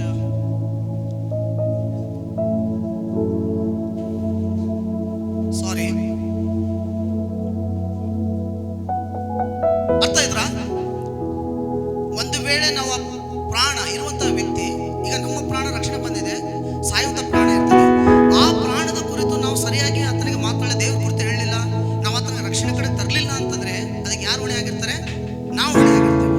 ಆತ ಒಂದು ವೇಳೆ ನಾವು ಮಾತನಾಡಿದ ಮೇಲೆ ಆತನು ನಮ್ಮ ಮಾತನ್ನು ಕೇಳಿ ನಂಬಿಕೆ ಬಂದ್ರೆ ಅವನು ರಕ್ಷಣೆ ಹೊಂದ್ಕೊಳ್ತಾನೆ, ಆ ಪ್ರಾಣ ನಿಮಿತ್ತವಾಗಿ ನಮಗೆ ಕಿರೀಟ ಬರುತ್ತೆ. ಒಂದು ವೇಳೆ ಆತ ನಂಬಲಿಲ್ಲ ಅಂತಂದ್ರೆ ಅವನು ನರಕ ಹೋಗ್ತಾನೆ. ಒಂದು ವೇಳೆ ನಂಬಿದ ಅಂತಂದ್ರೆ ಅವನ ಜೊತೆಗೆ ಸೇರ್ಕೊಂಡು ನಾವು ಕೂಡ ದೇವರಾಜ್ಯದಲ್ಲಿ ಸೇರುವವರಾಗಿದ್ದೇವೆ. ಕರೆಕ್ಟಾ? ಆ ಮಾತಿನ ಅರ್ಥ ಇಷ್ಟೇ ಆಗಿದೆ ಪ್ರಿಯರೇ. ಯೆಹೆಜ್ಕೇಲನ ಪ್ರವಾದನ ಗ್ರಂಥದಲ್ಲಿ ಏನಂತಂದ್ರೆ ಬಹುಮುಖ್ಯವಾಗಿರ್ತಕ್ಕಂತಹ ವಿಷಯ ಏನಂತಂದ್ರೆ 3:18-19 ನಾವು ಎಚ್ಚರಿಸುವಾಗ ಆ ವ್ಯಕ್ತಿ ನಮ್ಮ ಎಚ್ಚರಿಕೆಯನ್ನು ಕೇಳಿ ನಮ್ಮ ಮಾತುಗಳನ್ನು ನಂಬಿಟ್ರೆ ಆತನ ಪ್ರಾಣ ಉಳಿಸ್ಕೊಳ್ತಾನೆ, ಆ ಪ್ರಾಣ ನಿಮಿತ್ತವಾಗಿ ನಮಗೆ ಕೂಡ ಬಹುಮಾನ ಸಿಗುತ್ತೆ. ಒಂದು ವೇಳೆ ನಾವು ಆತನಿಗೆ ಮಾತನಾಡಲಿಲ್ಲ, ಒಬ್ಬ ಕೆಡುಕನಿಗೆ, ಒಬ್ಬ ದುಷ್ಟನಿಗೆ ನಾವು ಏನು ಮಾತನಾಡಲಿಲ್ಲ ಅಂತಂದ್ರೆ ಅವನು ತನ್ನ ಪ್ರಾಣ ನಷ್ಟಪಡಿಸ್ಕೊಳ್ಳೋದಲ್ಲ, ಅಷ್ಟೇ ಅಲ್ಲ ನಮಗೆ ಕೂಡ ಕುತ್ತಿಗೆ ಸಿಲಿಸ್ತಾನೆ. ದೇವ್ರು ನಮಗೆ ನ್ಯಾಯ ತೀರ್ಪು ಕೇಳ್ತಾನೆ ಆ ಮನುಷ್ಯನ ನಿಮಿತ್ತವಾಗಿ. ಆ ಪಾಯಿಂಟ್ಸಿನ ಅರ್ಥ ಅಲ್ಲಿ ಮಾತ್ರ, ಅದು ಪ್ರಾಣದ ಬಗ್ಗೆನೇ ಹೇಳ್ತಾ ಇದ್ದೇವೆ. Okay, nature of soul.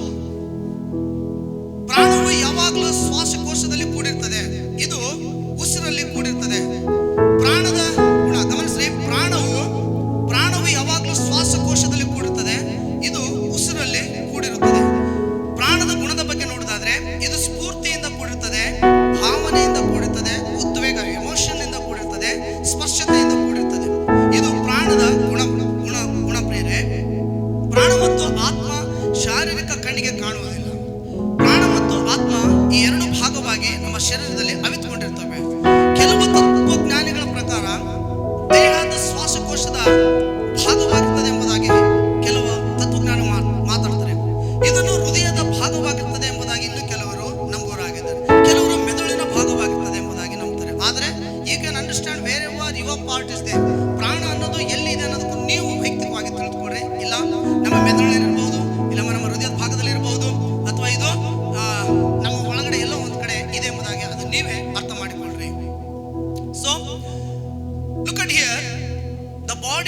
Spirit and ಸೋಲ್.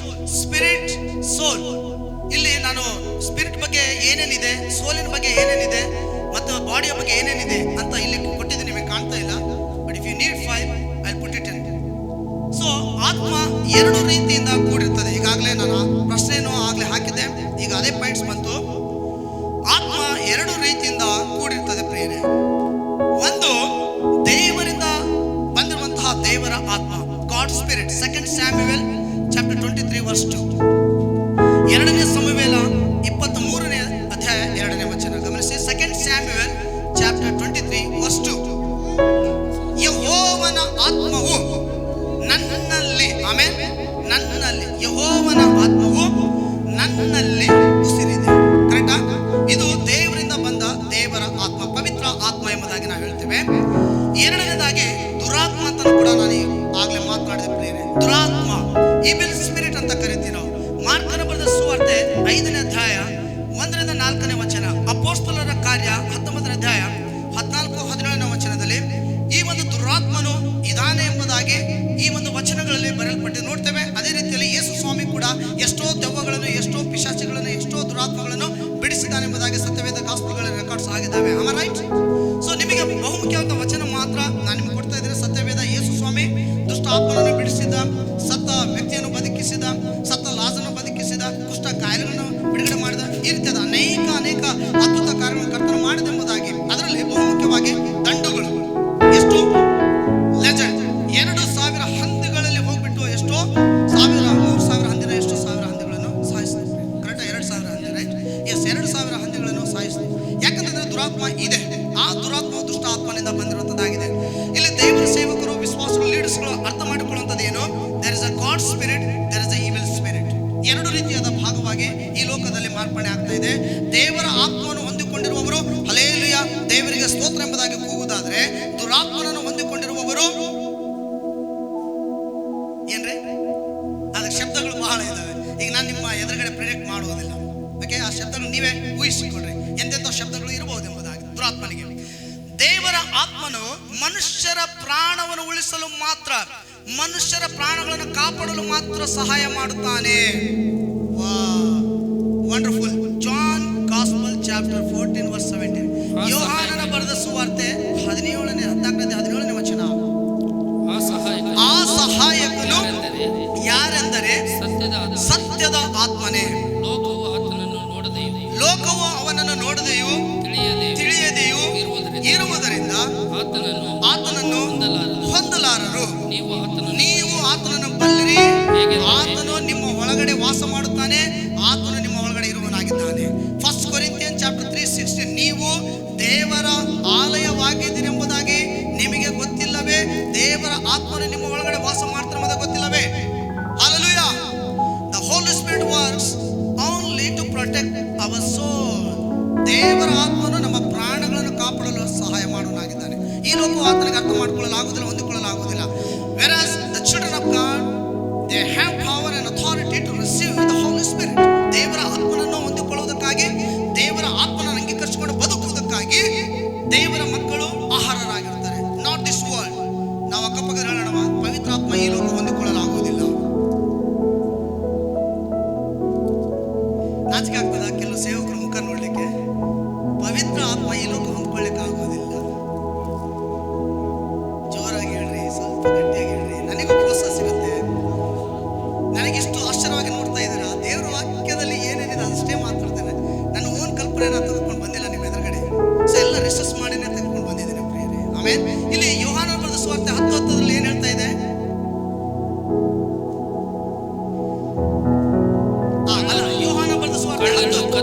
ಕಳ್ಳನು.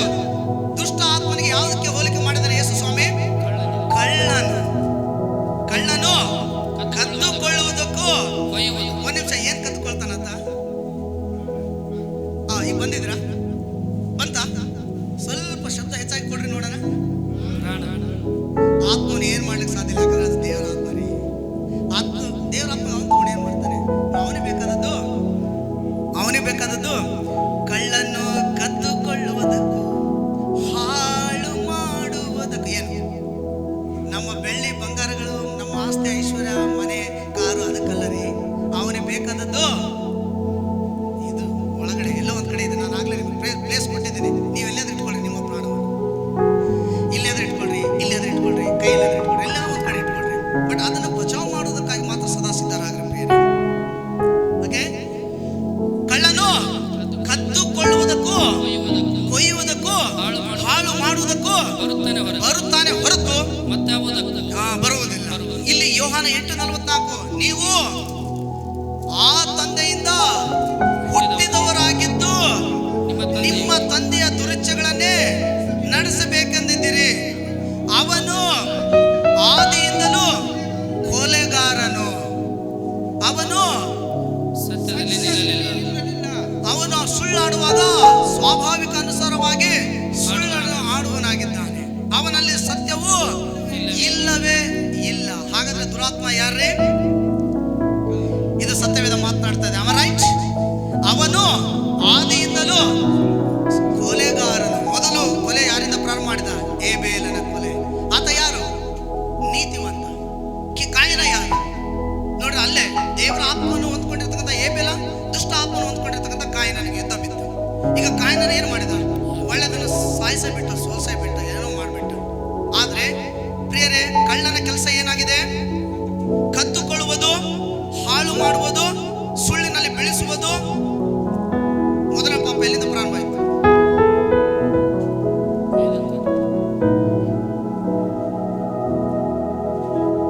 ನಮ್ಮಲ್ಲಿ ಎಷ್ಟು ಪಾಪಗಳಿದಾವೆ? ಎರಡ? ತೋರ್ಸಿ, ನಿಮ್ಗೆ ಬೆಳ್ಳಾದ್ರೆ ತೋರ್ಸಿ ಎಷ್ಟು ಪಾಪ ಇದೆ? ಎರಡು. ನಾನು ನಿಮಗೆ ಪ್ರೀಚಿಂಗ್ ಕೊಡ್ತಾರೆ, ಟೀಚಿಂಗ್ ಕೊಡ್ತಾರೆ. ನಾನು ಟೀಚಿಂಗ್ ಆಗಿ ಪರಿವರ್ತಿಸ್ತೀನಿ ಇದನ್ನು. ಎಷ್ಟು ಪಾಪ ಇದೆ? ಹೆಚ್ಚು ಕ್ವಶನ್ ಇವರಿಗೆ, ಇವ್ರ ಹತ್ರ ಕ್ವಶನ್ಸ್ ಇದೆ. ಓಕೆ, ಎಷ್ಟು? ಎರಡು ಪಾಪ. ಆಯ್ತು, ಎಣಿಸಲಾರಷ್ಟು ಪಾಪ. Infinity since. ಎರಡು ಪಾಪ. ಎಷ್ಟು ಪಾಪ ಇದೆ ನಮ್ಮ ಮೇಲೆ? ಎಷ್ಟು ಪಾಪಗಳಿದೆ ನಮ್ಮ ಮೇಲೆ? ಧರ್ಮ ಪಾಪ, ಕರ್ಮ ಪಾಪ, ಜನ್ಮ ಪಾಪ, ಕರ್ಮ ಪಾಪ, ಮತ್ತೆ ಇನ್ಯಾವ ಪಾಪ ಇದೆ? ಏನ್ ಪರ್ಸನ್ ನೀವು ನಮಗೆ ಕ್ವಶನ್ ಆಗ್ತಾ ಇದ್ರಲ್ಲ? It's not A question. We are friend. ನಾವು ಫ್ರೆಂಡ್ಗಳಾಗಿದ್ದೀವಿ. ನಾವು ಕೆಲವೊಂದನ್ನು ಅರ್ಥ ಮಾಡ್ಕೊಂಡು ಸತ್ಯವನ್ನು ಹೊರಗಡೆ ತಗೋಣ. ಸುಳ್ಳನ್ನು ನಾವು ಸಾಯಿಸ್ತಾ ಸೋಲಿಸ್ತಾ ಹೋಗೋಣ ಪ್ರಿಯರೇ. ಆಮೇಲೆ ಕರ್ತನ ನಾಮಕ್ಕೆ ಸ್ತೋತ್ರವಾಗಲಿ. ಪ್ರತಿಯೊಬ್ಬ ಮನುಷ್ಯನಿಗೆ 3 ಪಾಪಗಳಿರ್ತದೆ. ಒಂದು ಮೂಲ ಪಾಪ, ಇಸ್ ಅ ಒರಿಜಿನಲ್ ಸಿನ್. ಆದಿಕಾಂಡ 3ನೇ ಅಧ್ಯಾಯ 1ರಿಂದ 6ನೇ ವಚನ. ಮೂಲ ಪಾಪ ಇದು ಹವ್ವಳಿಂದ ಪ್ರಾರಂಭವಾಗಿ ಆದನ ಮೇಲೆ ಸ್ಪ್ರೆಡ್ ಆಯಿತು. ಆದಾಮನಿಂದ ಹುಟ್ಟಿರ್ತಕ್ಕಂಥ ಕಾಯಿನ ಏಬೇಲಿಂದ ಪ್ರಾರಂಭ ಆಗುತ್ತಾ ಮೂಲ ಪಾಪ ಇವತ್ತು ನಮ್ಮ ತಲೆಯ ಮೇಲೆ ಇದೆ. ಯಾಕಂದ್ರೆ ನಾವು ಕಾಯಿನನ ಏಬೇಲನ ರಕ್ತಗಳನ್ನು ಆದಾಮನ ರಕ್ತಗಳನ್ನು ಹಂಚಿಕೊಂಡು ಈ ಭೂಮಿಯ ಮೇಲೆ ಜನ್ಮ ತಾಳುವುದರಿಂದ ಮೂಲ ಪಾಪ ನಮ್ಮ ತಲೆಯ ಮೇಲೆ ಇದೆ. ಇದು ಮೊದಲನೇ ಪಾಪ. ಎರಡನೇ ಪಾಪ ಪೂರ್ವಿಕರ ಪಾಪ. ನಮ್ಮ ತಂದೆ ತಾಯಿ, ಎಕ್ಸೋಡಸ್ ಚಾಪ್ಟರ್ 20ನೇ ಮಾತು, ನಿಮ್ಮ ಪೂರ್ವಿಕರ ಪಾಪ ನಿಮ್ಮ ತಲೆಯ ಮೇಲೆ ಇರುವುದರಿಂದ ನೀವು ಈ ರೀತಿ ನಡೀತಾ ಇದ್ದಾರೆ ಎಂಬುದಾಗಿ ಒಂದು ಪುಸ್ತಕದಲ್ಲಿ, ಅಂದ್ರೆ ಎಕ್ಸೋಡಸ್ ರೆಕಾರ್ಡ್ ಆಗಿದೆ, ನಾವು ನೋಡ್ತೇವೆ. ಎರಡನೇ ಪಾಪ ಯಾವುದ್ರೆ? ಪೂರ್ವಿಕರ ಪಾಪ. ಮೂರನೇ ಪಾಪ ಯಾವುದು? ಸ್ವಾಭಾವಿಕ ಪಾಪ. ಎಫೆಸ್ ಬರೆದ ಪತ್ರಿಕೆ, ಗಲಾತ್ಯದಲ್ಲಿ ಬರೆದ ಪತ್ರಿಕೆಗಳಲ್ಲಿ ರೆಕಾರ್ಡ್ಸ್ ಆಗಿದೆ. ಸ್ವಾಭಾವಿಕ ಪಾಪ is a natural sin, original sin and ancestor sin. ಪ್ರತಿಯೊಬ್ಬ ತಲೆಗಳ ಮೇಲೆ ಈ 3 ಪಾಪಗಳು ಹೊಂಚು ಹಾಕ್ತಾನೆ ಇರ್ತದೆ, ಅವರ ಮೇಲೆ ಅಟ್ಯಾಕ್ ಮಾಡ್ತಾನೆ ಇರ್ತದೆ. ಆ ಪಾಪಗಳಲ್ಲೇ ಮನುಷ್ಯನ ಜನ್ಮ ತಾಳುವನಾಗಿದ್ದಾನೆ. ಆ ಪಾಪದಿಂದಲೇ ವಿಮೋಚನೆ ಮಾಡೋದಕ್ಕಾಗಿ ದೇವರು ಒಂದು ಅಸ್ತ್ರ ಕೊಟ್ಟ. ಆ ಅಸ್ತ್ರವೇ the blood of Jesus Christ. ನಿಷ್ಕಳಂಕವಾದ ಹುರಿಯದಾತನ ಪರಿಶುದ್ಧ ರಕ್ತವನ್ನೇ ಅದನ್ನು ಕೀ ಪಾಯಿಂಟ್ಸ್ ಆಗಿ ಇಡ್ತಾರೆ. ಸೊ ಪ್ರತಿಯೊಬ್ಬ ಮನುಷ್ಯನ ಮೇಲೆ ಎಷ್ಟು ಪಾಪ? 3 ಪಾಪ. ಒಂದು ಮೂಲ ಪಾಪ, ಅದು ಆದಾಮನಿಂದ ಪ್ರಾರಂಭ ಆಗಿರ್ತಕ್ಕಂಥ ಪಾಪ. ಅದು ನಮ್ಮಿಂದ ಅಲ್ಲ, ಆದಾಮನ ವಂಶಸ್ಥರಾದ ನಮ್ಮ ಮೇಲೆ ಆ ಪಾಪ ಅಟ್ಯಾಕ್ ಮಾಡ್ತದೆ. 2 ಪೂರ್ವಿಕರ ಪಾಪ. ಪೂರ್ವಿಕರ ಪಾಪ ನಮ್ಮ ತಲೆಯ ಮೇಲೆ ನಾವು ಅವರ ರಕ್ತವನ್ನು ಹಂಚಿಕೊಂಡು ಹುಟ್ಟುವುದರಿಂದ. 3 ಸ್ವಾಭಾವಿಕ, ಅದು ನಮ್ಮಿಂದ ಕ್ರಿಯೇಟ್ ಆಗುವಂಥ, ನಮ್ಮ ಒಳಗಡೆಯಿಂದ ಪ್ರಾರಂಭ ಆಗುವಂಥ ಪಾಪ. ಈ 3 ಪಾಪಗಳು ಪ್ರತಿಯೊಬ್ಬ ಮನುಷ್ಯರ ಮೇಲೆ ಅದು ಅಟ್ಯಾಕ್ ಮಾಡ್ತಾ ಇರ್ತದೆ. ನಾವೆಲ್ಲರೂ ಪಾಪಗಳಿಂದ ವಿಮೋಚನೆ ಆಗಿದ್ದೀವಾ? ಆಮೇಲೆ ನೋಮೇನ ಆಮೇಲೆ ಕ್ರಿಸ್ತನ ರಕ್ತ. ಆಮೇಲೆ believing, I am believing. Are you believing? ನೀವು ನಂಬಿದ್ದೀರಾ? ನಂಬಿರುವುದಾದ್ರೆ ದೇವರ ಸ್ತೋತ್ರ, ಈ ಪಾಪಗಳ ವಿಮೋಚನೆ ಆಗಿದೆ. ಅದಕ್ಕಾಗಿನೇ ಕ್ರಿಸ್ತನ ಜನ್ಮ ತಾಳಿದ ಕನ್ಯಾ ಗರ್ಭದಲ್ಲಿ.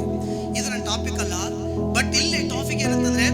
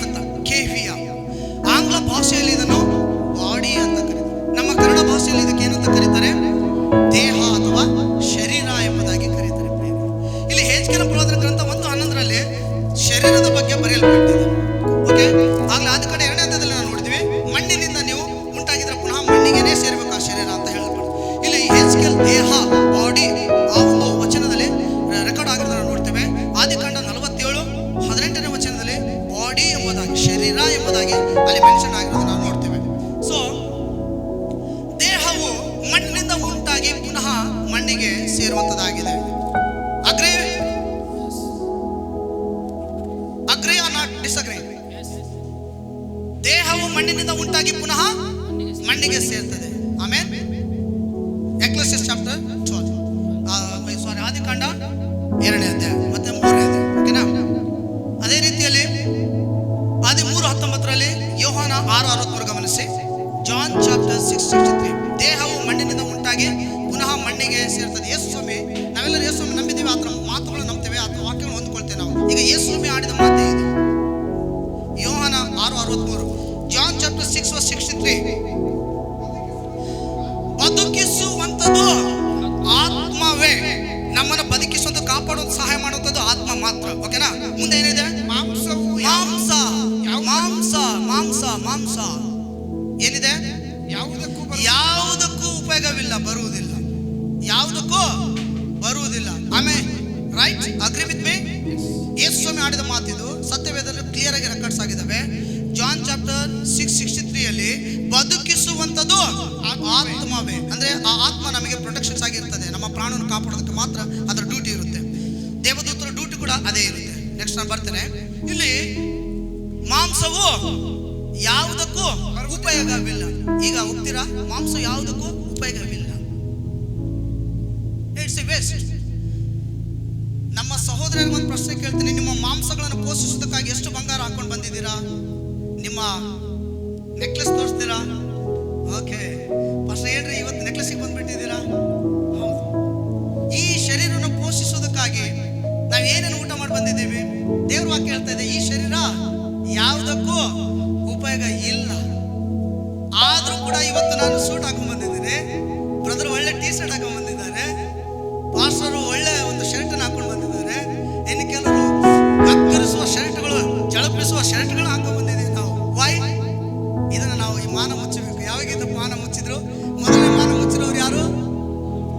ಹೇಗೆ ಮುಚ್ಚಿದ?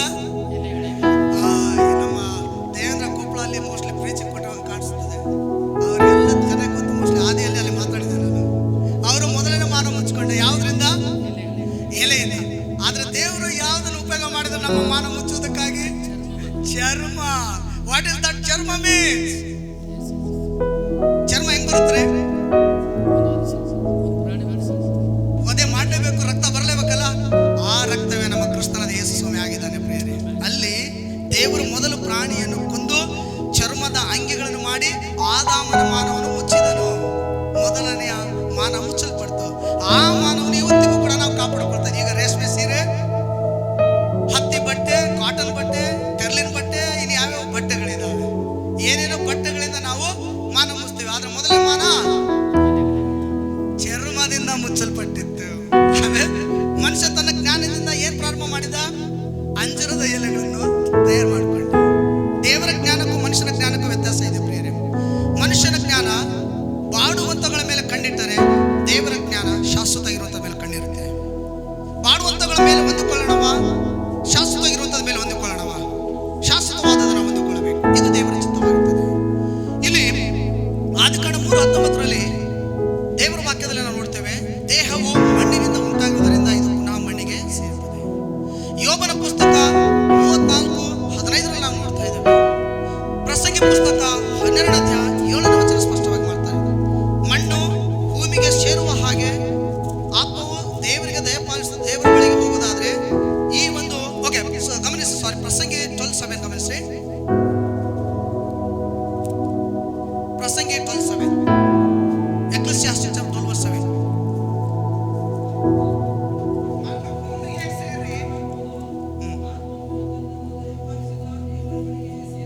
ಆಮೇಲೆ ಅದೇ ರೀತಿಯಲ್ಲಿ ದೇಹದ ಕುರಿತು ಕೂಡ ಕ್ರಿಸ್ತನು ಮಾತನಾಡ್ತಾ ಇದ್ದಾನೆ. 6:63 ಬದುಕಿಸುವಂಥದ್ದು ಆತ್ಮ, ಆದರೆ ಈ ಮಾಂಸ, ಈ ಒಂದು ದೇಹ, ಈ ಒಂದು ಶರೀರ ಯಾವುದಕ್ಕೂ ಉಪಯೋಗವಿಲ್ಲ. ನಮ್ಮ ದೇಹ ಕರ್ತನ ದೊರೆತನದಲ್ಲಿರ್ತದೆ, ಆದ್ರೆ ಇದನ್ನು ನಾವು ಹೇಗೆ ಬೇಕಾದ್ರೂ ಯೂಸ್ ಮಾಡೋ ಹಾಗಿಲ್ಲ. ಕೆಲವರು ಇದನ್ನು ಮಿಸ್ಯೂಸ್ ಮಾಡ್ತಾರೆ, ಮಿಸ್ಲೀಡಿಂಗ್ ದಿಸ್ ಶರೀರ, ಈ ಬಾಡಿಯನ್ನು ಮಿಸ್ಲೀಡ್ ಮಾಡ್ತಾರೆ. ಕೆಲವರು ವಿಭಿನ್ನವಾಗಿರ್ತಕ್ಕಂತಹ ರೀತಿಯಲ್ಲಿ ಇದನ್ನು ಉಪಯೋಗ ಮಾಡ್ಕೊಳ್ತಾರೆ. ವೇರ್ ಆರ್ ದ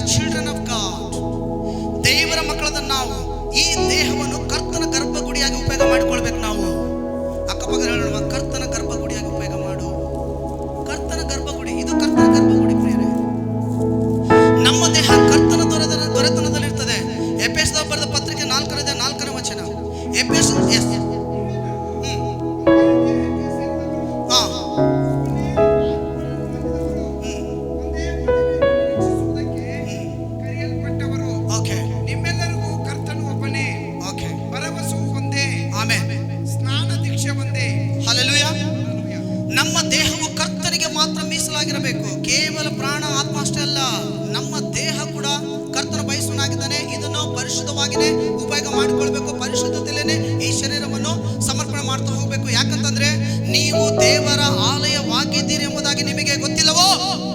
ದೇವರ ಆತ್ಮನು ನಿಮ್ಮ ಒಳಗಡೆ, ಯಾರ ಒಳಗಡೆ?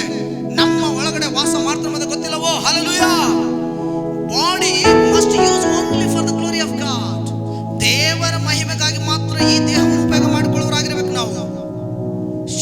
ಈ ಒಂದು ದೇಹವನ್ನು ನಾವು ಮಿಸ್ಲೀಡ್ ಮಾಡಿದ್ರೆ ಸೈತಾನನ ಮಹಿಮೆ ಹೊಂದುವನಾಗಿದ್ದಾನೆ. ಬಟ್ ಗಾಡ್ ಮೇ ಪುಟ್ ಅವೇ, ಸ್ವಲ್ಪ ಆತ್ಮ ಸೈಡ್ ಆಗ್ಬಹುದು. ನಾವೆಂದಿಗೂ ದೇವರನ್ನು ಘನಪಡಿಸ್ತಾ ಇದ್ದೀವಿ ಎಂಬುದಾಗಿ ಹೇಳೋದಾದ್ರೆ ದೇಹದಲ್ಲಿ ಕೂಡ ದೇವರನ್ನು ಘನಪಡಿಸೋರಾಗಿರ್ಬೇಕು. ನಾವೆಲ್ಲರೂ ದೇಹದಲ್ಲಿ ಘನಪಡಿಸ್ತಾ ಇದ್ದೀವ? ಈಗಿನ ತನಕ, ಈ ದಿನ ತನಕ ಮಹಿಮೆಯನ್ನು ಪಡಿಸಿದೀವ ದೇವರಿಗೆ ಈ ದೇಹದಲ್ಲಿ? ಹಾಗಾದ್ರೆ ನಮ್ಮ ರಕ್ಷಣೆ ಶರೀರವಲ್ಲ. ಆಮೇಲೆ ಆದ್ರೂ ಕೂಡ ಇದು ದೇವರಿಗೆ ಮೀಸಲಾಗಿರ್ತದೆ. ಗಲಾತ್ಯ 5:19 ಮಾತನಾಡ್ತದೆ, ಎಲ್ಲ ಶರೀರದ ಕರ್ಮಗಳು ತ್ಯಜಿಸಿ ಆತ್ಮಿಕವಾದನ್ನು ಹೊಂದಿಕೊಂಡು ಜೀವಿಸಬೇಕೆಂಬುದಾಗಿ ಗಲಾತ್ಯ 5:19 ಕಲಿಸ್ಕೊಡ್ತಾ ಇದೆ. ಶರೀರವು ಮಣ್ಣಿಗೆ ಸೇರುವುದರಿಂದ ಇದು ನ್ಯಾಯ ತೀರ್ಪಿಗೆ ಹೋಗುವುದಿಲ್ಲ. ಗಮನಿಸಿ. ಈಗ 1 ಕೊರಿಂಥಿಯನ್ಸ್ ಚಾಪ್ಟರ್ 15 verse 50, 1 ಕೊರಿಂಥ 15:50 ವಚನ. ಸಹೋದರರೇ, ನಾನು ಹೇಳುವುದೇನೆಂದರೆ ರಕ್ತ ಮಾಂಸ ದೇವರ ರಾಜ್ಯದಲ್ಲಿ ಬಾಧ್ಯವಾಗುವುದಿಲ್ಲ. ರಕ್ತ ಮಾಂಸ. Any clarity, any doubts? You just put the questions later. ರಕ್ತ ಮಾಂಸ ದೇವರ ರಾಜ್ಯದಲ್ಲಿ ಸೇರುವುದಿಲ್ಲ. ಆಮೆನ್. ಇದು ಸತ್ಯವೇದ ಬರೆಯಲ್ಪಟ್ಟಿದೆ. 1 ಕೊರಿಂಥಿಯನ್ಸ್ 15:50, 1 ಕೊರಿಂಥ 15:50. ರಕ್ತ ಮಾಂಸ ದೇವರ ರಾಜ್ಯದಲ್ಲಿ ಸೇರುವುದಿಲ್ಲ, ಬಾಧ್ಯವಾಗುವುದಿಲ್ಲ. ಯೇಸು ಸ್ಪಷ್ಟವಾಗಿ ಯೋಹಾನ 6:63 ಸ್ಪಷ್ಟವಾಗಿ ಹೇಳಿದ್ದಾನೆ, ಬದುಕಿಸುವಂಥದ್ದು ಆತ್ಮ, ಶರೀರ ಅಥವಾ ಈ ಮಾಂಸ ಯಾವುದಕ್ಕೂ ಉಪಯೋಗ ಇಲ್ಲ. It's a waste. ಇದು ಮಣ್ಣಿಂದ ಬಂದಿದೆ, ಮಣ್ಣಿಗೆ ಹೋಗ್ಬಿಡುತ್ತೆ. ಸ್ವಲ್ಪ ಹೊತ್ತು ಇದು ನಮ್ಮ ಅಧೀನದಲ್ಲಿ ಇರಬಹುದು. ನಮ್ಮ ಈ ಲೋಕದಲ್ಲಿ ಬದುಕುವ ತನಕ ಇದು ನಮಗೆ ಒಂದು ಪ್ರೊಟೆಕ್ಷನ್ಸ್ ಆಗಿ ಮಾಡ್ತಾ ಇರಬಹುದು. ಬಟ್ ಈ ಶರೀರ ದೇವರಿಗೆ ಮಹಿಮೆ ಬಂದಾಗ ಆತ್ಮನ ಒಳಗಡೆ ನೆಲೆ ಆಗ್ತಾ ಹೋಗ್ತದೆ. ದೇವರ ಆತ್ಮನು ಒಳಗಡೆ ನೆಲೆಗೊಳ್ತಾ ಹೋಗ್ತಾನೆ ಪ್ರಿಯರೇ. ಆಮೇಲೆ ಶರೀರವು ಮಣ್ಣಿಗೆ ಸೇರುವುದರಿಂದ ನ್ಯಾಯ ತೀರ್ಪಿಗೆ ಹೋಗುವುದಿಲ್ಲ. 1 Corinthians chapter 15 verse 50. Blood and flesh never enter into the kingdom of God. Blood and flesh never enter into the kingdom of God. ಶರೀರವು ಪರಿಶುದ್ಧತೆ, ದೇವರಿಗೆ ಮೆಚ್ಚುಗೆಯಾಗಿ ಮಹಿಮೆಯುಳ್ಳದಾಗಿ ಜೀವಿಸಬೇಕು. ಇದು ಮಣ್ಣಿಗೆ ಸೇರ್ತದೆ ಎಂಬುದಾಗಿ ಹೇಗೆ ಬೇಕಾದ್ರೂ ಉಪಯೋಗ ಮಾಡೋ ಹಾಗಿಲ್ಲ. ಶರೀರವು ಪರಿಶುದ್ಧತೆಯನ್ನು ಕಾಪಾಡಿಕೊಳ್ಬೇಕು.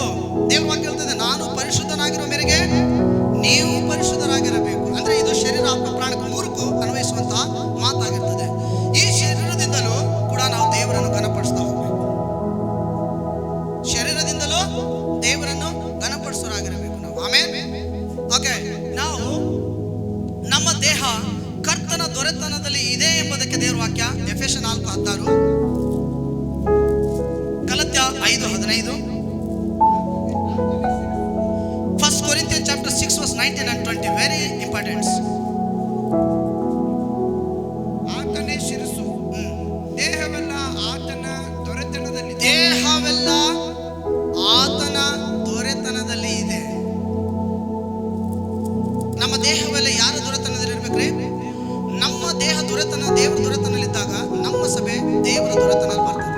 ನಮ್ಮ ಸಭೆ ದೇವರ ದೊರೆತನಲ್ಲಿ ಬಂದಾಗ ನಮ್ಮ ಎಲ್ಲ ವಿಶ್ವಾಸಗಳು ದೇವರ ದೊರೆತನದಲ್ಲಿ ಬರುವರಾಗಿದೆ. ಒಬ್ಬ ಸೇವಕನಾಗಿ ಈ ಒಂದು ಸತ್ಯವನ್ನು ನಾನು ಮಾತನಾಡಲಿಲ್ಲ ಅಂದ್ರೆ ವಿಶ್ವಾಸಗಳು ಅರ್ಥ ಮಾಡ್ಕೊಳ್ಳಿಕ್ಕೆ ಆಗುವುದಿಲ್ಲ. ಈ ಸತ್ಯವು ನನಗೆ ಮೊದಲು ಗೊತ್ತಾದ್ರೆ ನಾನು ವಿಶ್ವಾಸಗಳು ಮಾತನಾಡಲಿಕ್ಕೆ ಆಗುತ್ತೆ. ಇದು ದೇವರ ಆತ್ಮ ಬಯಸುವಂತಹ ಸಮಯ, ದೇವರ ಆತ್ಮ ಬಯಸುವಂತಹ ಆಲೋಚನೆ ಪ್ರಿಯರೇ. ದೇವರ ಆತ್ಮನಲ್ಲಿ ನಾವೆಲ್ಲರೂ ಜೀವಿಸುವಂತ ದೈವ ಜನಗಳಾಗಿದ್ದೇವೆ. ಅದಕ್ಕೆ ಎಫೆಸ 4:16 ನಮ್ಮ ದೇಹವೆಲ್ಲವೂ ಕರ್ತನ ದೊರೆತನದಲ್ಲಿ ಇರಬೇಕು. ನಾವೆಲ್ಲರೂ ಇದನ್ನು ಪರಿಶುದ್ಧತೆಯನ್ನು ಕಾಪಾಡಿಕೊಳ್ಳೇಬೇಕು. ಎಷ್ಟು ಟೆಂಪ್ಟೇಷನ್ ಇದೆ ಗೊತ್ತಾ? ತುಂಬಾ ಶೋಧನೆ ಇದೆ ಈ ಲೋಕದಲ್ಲಿ. ಈ ಶರೀರಕ್ಕೆ ಎಷ್ಟು ಶೋಧನೆ ಇದೆ ಗೊತ್ತಾ? ಯಾವ್ದಾದ್ರು ಒಂದು ಸುಂದರ ಹೆಣ್ಣು ಬಂದ್ಬಿಟ್ರೆ ನಾವು ಟೆಂಪ್ಟೇಷನ್ಸ್ ಆಗ್ಬಿಡ್ತೇವೆ. ಎಷ್ಟು ಬ್ಯೂಟಿಫುಲ್ ಅಂತ ಹೇಳ್ತೇವೆ. ಅಟ್ಲೀಸ್ಟ್ ನಾವು ಆ ಒಂದು ಸಹೋದರಿ ಕುರಿತು ನಾವು ಏನು ಬೇರೆ ಕೆಟ್ಟ ಹೆಸರು ಮಾಡೋದಿಲ್ಲ. ಎಷ್ಟು ಸುಂದರವಾಗಿದ್ದಾಳೆ ಅಂತ ಮಾತಾಡ್ತೇವೆ. ನಮ್ಮ ಕಣ್ಣುಗಳು ಮಾತ್ರ, ನಮ್ಮ ನಾಲ್ಗೆ ಮಾತ್ರ, ನಮ್ಮ ಕಣ್ಣುಗಳು ನೋಡ್ತೇವೆ. ಈ ಶರೀರಕ್ಕೆ ಏನ್ ಬೇಕಾದ್ರೂ ಬಾಚಿಕೊಳ್ಳುವಂತಹ ಈ ಯೋಜನೆಗಳು ಶರೀರದಲ್ಲಿ ಇರ್ತದೆ. ಬಟ್ ದೇವ್ರ ವಾಕ್ಯ ಅದಕ್ಕೆ ರೆಸ್ಟ್ರಿಕ್ಷನ್ಸ್ ಹಾಕಿದೆ. ಏನ್ ರೆಸ್ಟ್ರಿಕ್ಷನ್ಸ್? ಈ ದೇಹವು ಕರ್ತನ ದೊರೆತನದಲ್ಲಿ ಇರಬೇಕು. ನಾವೆಲ್ಲರೂ ಒಪ್ಪಿಸಿಕೊಡೋಣವಾ ಕರ್ತನ ದೊರೆತನ ನಮ್ಮ ದೇಹವನ್ನು? Praise the Lord. Glory, only glorify God through our body. 1 Corinthians 6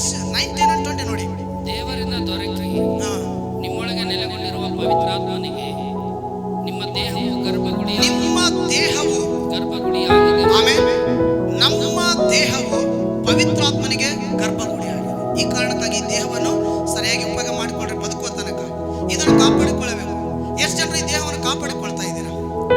S, ಕಾಪಾಡಿಕೊಳ್ಳಿ. ಇದು ನಮಗೆ ಹೊರ ಕೊಟ್ಟ ಒಂದು ಭಾಗವಾಗಿದೆ. ಇದನ್ನು ನಾವು ಸುಂದರವಾಗಿ ಕಾಪಾಡಬೇಕು. ಸಮಯಾನುಸಾರವಾಗಿ ಇದಕ್ಕೆ ಊಟ ಕೊಡಬೇಕು. ಒಳ್ಳೆ ಉತ್ತಮವಾಗಿರ್ತಕ್ಕಂತಹ ಬಟ್ಟೆಗಳನ್ನು ಹಾಕೊಳ್ಬೇಕು. ಇದಕ್ಕೆ ನಾವು ಪೋಷಿಸಬೇಕು. ಇದು ದೇವರ ಗರ್ಭಗುಡಿ ಆಗೋದ್ರಿಂದ ಇದು ನಮ್ಮ ರೆಸ್ಪಾನ್ಸಿಬಿಲಿಟಿ ಇದೆ. ಕೆಲವು ಸೇವಕರು ಮೊನ್ನೆ ನಮ್ಮ ಪಾಸ್ಟರ್ ಸತ್ತೋಗ್ಬಿಟ್ರು. 45 ವರ್ಷ 50 ವರ್ಷ ಪಾಪ ಅವರಿಗೆ ಬೇಗ ಚಿಕ್ಕ ವಯಸ್ಸಲ್ಲಿ ಸತ್ತೋಗ್ಬಿಟ್ರು. ಒಬ್ಬ ವಿಶ್ವಾಸ ಬಂದು ನನಗೆ ಒಂದು ಪ್ರಶ್ನೆ ಹಾಕಿದ್ರು. ಏನು ಪ್ರಶ್ನೆ? ನೀವು ಬೇರೆಯವ್ರನ್ನ ಬದುಕಿಸ್ತೀರಾ? ಬೇರೆ ಕುರಿತು ಯೋಚಿಸ್ತೀರಾ? ಬೇರೆಯವ್ರ ಕುರಿತು ನೀವು ಏನೇನು ಮಾಡ್ತೀರಾ? ನಿಮ್ಮ ಶರೀರ ನೀವೇ ಕಾಪಾಡೋದು, ನೀವು ಎಂತವ್ರಿ ಅಂತ ಹೇಳ್ಬಿಟ್ಟು ನನಗೆ ಅವಾಗ ಆಶ್ಚರ್ಯ ಆಗ್ಬಿಡ್ತು. ಏನು ಹೇಳ್ತಾ ಇದ್ದೀರಾ ಬ್ರದರ್ ನೀವು? ಇಲ್ಲ, ನೀವು ಸೇವಕರು ಮಾಡೋದೇ ಹೀಗೆ. ನಿಮ್ಮ ಶರೀರದ ಕುರಿತು ಕಾಳಜಿ ಇಲ್ಲ. ಆ ವ್ಯಕ್ತಿ ಸತ್ತಿದ್ದು ಹೇಗೆ ಗೊತ್ತಾ? ಯಾರೋ ಅವರು ಸಭೆಗೆ ಬರುವಂಥ ವಿಶ್ವಾಸ ಒಂದು 3 ವಿಶ್ವಾಸಿನೋ 4 ವಿಶ್ವಾಸ ಸಭೆ ಬಿಟ್ಟಿದ್ರಂತೆ.